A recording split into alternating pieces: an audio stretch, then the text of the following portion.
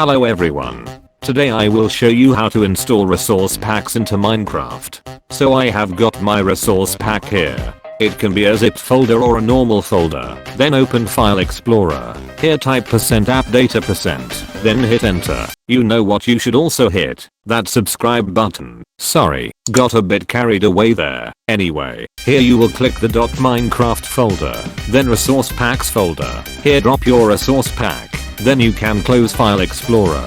Open the game launcher. Seems like Minecraft knew I was recording a video and thought it would be a great time to update. Anyway, select the appropriate version for your resource pack. Now launch the game. When it's open, click Options, Resource Packs, and activate your resource pack. That's it. The resource pack is activated. I would go into a world to show you, but I'm way too lazy to do that. Okay, bye. Oh, by the way, did I tell you to hit that subscribe button? Yes. Doesn't matter, I'm telling you again in case you forgot. Okay, thanks, bye.